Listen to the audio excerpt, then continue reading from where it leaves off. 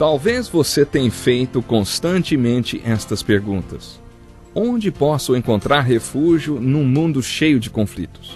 Ou, como e onde posso encontrar força para vencer nesse mundo que oferece tantas derrotas? Acompanhe agora com o pastor Edson Bruno mais um programa Encontro com a Palavra.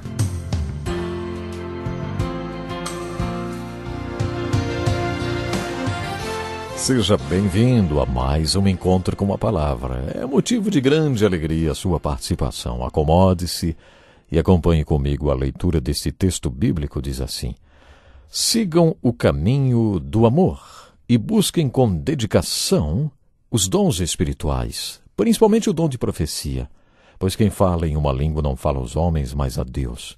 De fato, ninguém o entende. Em espírito fala mistérios. Mas quem profetiza o faz para edificação, encorajamento e consolação dos homens. Quem fala em língua a si mesmo se edifica, mas quem profetiza edifica a igreja. Gostaria que todos vocês falassem em línguas, mas prefiro que profetizem. Quem profetiza é maior do que aquele que fala em línguas, a não ser que as interprete para que a igreja seja edificada. Lemos os 5 primeiros versículos do capítulo 14 de 1 Coríntios, que fala sobre o dom de línguas. A Bíblia relata a manifestação deste dom pela primeira vez no dia do Pentecoste, mas pelas epístolas percebemos que ele continuou a acontecer. O dia do Pentecoste foi marcado pela descida poderosa do Espírito Santo sobre os apóstolos e a manifestação de muitos sinais, como línguas de fogo sobre suas cabeças, um barulho como de um vento forte e também pessoas falando em línguas. O interessante é que o objetivo daquele fenômeno no dia do Pentecoste era fazer com que todos ouvissem o Evangelho e os apóstolos louvando e profetizando.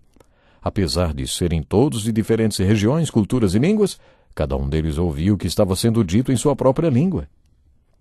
Parece-me que no capítulo 14 de 1 Coríntios, Paulo fala de algo diferente do que aconteceu no dia do Pentecoste. No 2º versículo ele escreveu assim: pois quem fala em uma língua não fala aos homens, mas a Deus. De fato, ninguém o entende, em espírito fala mistérios. Por esse versículo fica evidente a diferença desta manifestação com aquela que aconteceu no dia do Pentecoste, quando todos entendiam o que estava sendo falado independentemente de sua língua. Paulo afirmou que ninguém entende aquele que fala em línguas. O que fala em línguas não se dirige aos homens, mas a Deus. Portanto, os homens não entendem os mistérios falados no Espírito. Observe o seguinte: o que é dirigido aos homens não são línguas, mas mistérios no Espírito. O que é isso, hein? Através das cartas de Paulo e de outras passagens das Escrituras, chegamos a algumas conclusões. Acho que Paulo estava falando sobre uma linguagem de oração dirigida aos ouvidos de Deus e não dos homens. Esta oração é para Deus e não para os ouvidos dos homens. Os homens não conseguem entender. Esse fenômeno não é exatamente uma língua, mas mistérios. Parece que estes são os gemidos inexprimíveis citados por Paulo no capítulo 8 de Romanos. Da mesma forma, o Espírito nos ajuda em nossa fraqueza, pois não sabemos como orar, mas o próprio Espírito intercede por nós com gemidos inexprimíveis. Esse é o versículo 26, a partir do qual aprendemos que, quando nos aproximamos de Deus em oração, com fé, e pedimos de acordo com sua vontade, já sabemos o resultado da nossa oração. Se oramos crendo e segundo a vontade de Deus, sabemos qual será o resultado da nossa oração. Nosso problema é que muitas vezes não temos a menor ideia de qual seja a vontade de Deus, por isso não pedimos porque não sabemos o que pedir, não é verdade? Mas jamais deixe que isso o impeça de orar. Continue a orar e a pedir do mesmo jeito, porque aí o Espírito Santo, que conhece a vontade de Deus, intercede por nós de acordo com essa vontade. Paulo usa a seguinte expressão a respeito dessa intervenção do Espírito Santo: o Espírito intercede pelos santos de acordo com a vontade de Deus. As Escrituras afirmam que Deus nos deu a música para que possamos entrar na sua presença em adoração, porque temos necessidade de expressar o inexprimível a respeito dos nossos sentimentos e experiências. Por isso Deus nos deu o milagre da música, para expressarmos o inexprimível na presença de Deus. O povo de Deus sempre foi muito cantador. Em certas ocasiões, por exemplo, na travessia do Mar Vermelho, o povo de Deus explodiu em cânticos. Em momentos de muita crise, por exemplo, antes de saírem para o jardim, Quando o Senhor Jesus seria preso, ele e os apóstolos cantaram. A Bíblia diz que eles cantaram um hino. Mesmo na cruz, Jesus estava pensando nos hinos.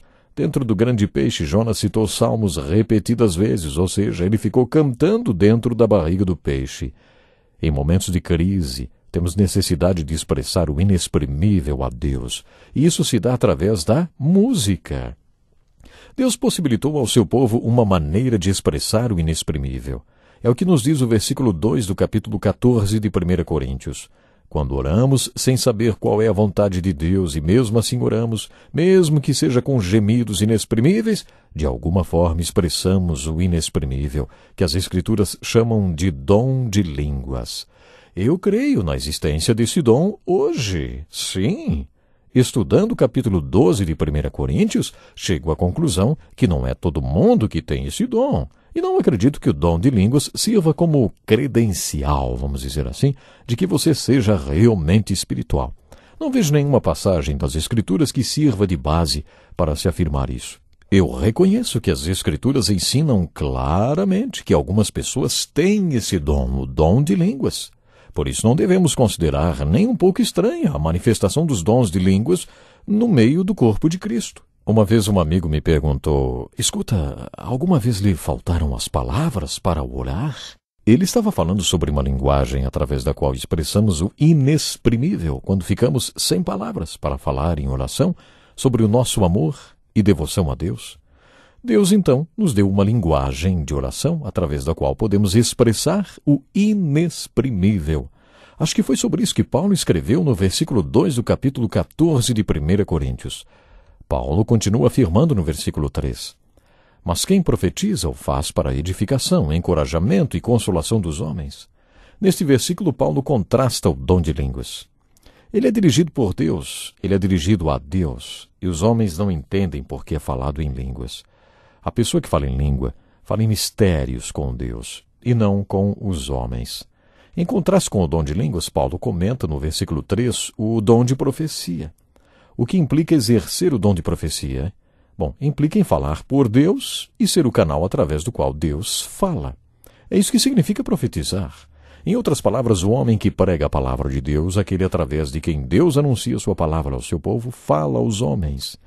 Essa profecia visa 3 objetivos. O primeiro é a edificação, quer dizer que devemos edificar uns aos outros. Mas o que significa isso, hein? A pregação da palavra de Deus edifica as pessoas. Paulo continua no versículo 4 dizendo que o que fala em línguas edifica a si mesmo, mas que a profecia edifica a igreja.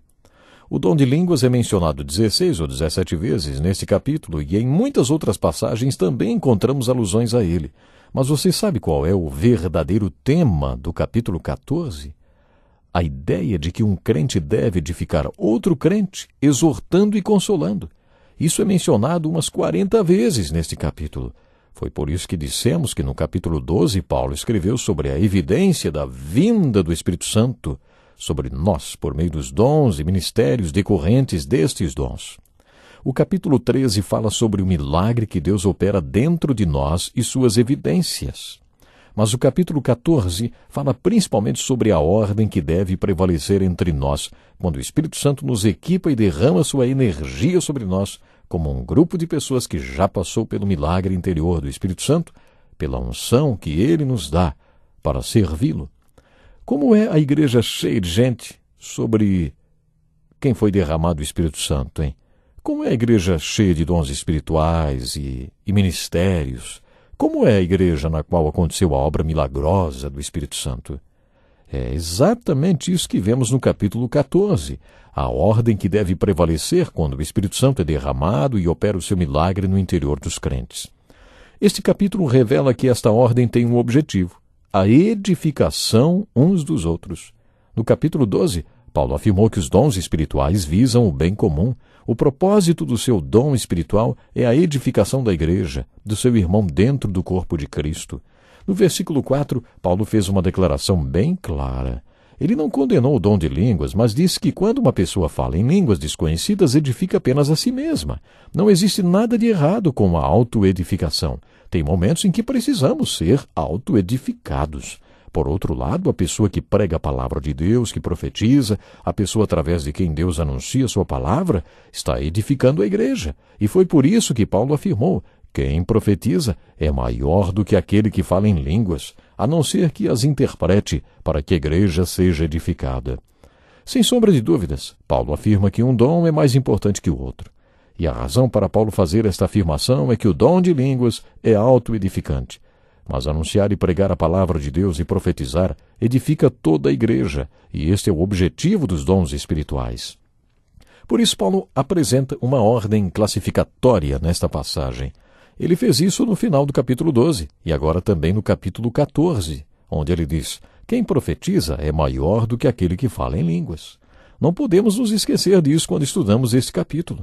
Preste atenção no versículo 5 que diz: gostaria que todos vocês falassem em línguas, mas prefiro que profetizem. Quem profetiza é maior do que aquele que fala em línguas, a não ser que as interprete para que a igreja seja edificada. O propósito dos dons é que a igreja seja edificada. Por isso, se houver manifestação de línguas, tem que haver também interpretação.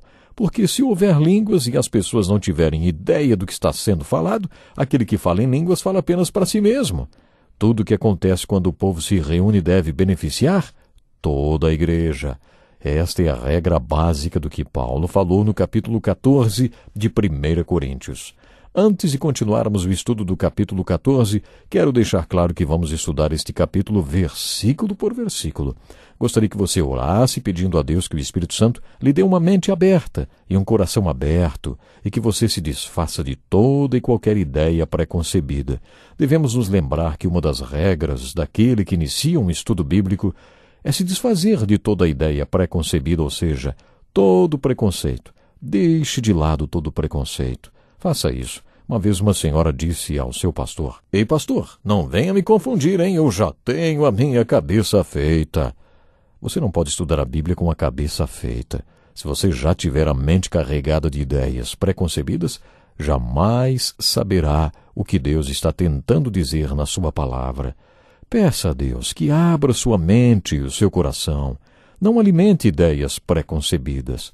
Desarme-se de todo preconceito antes de fazer esse estudo.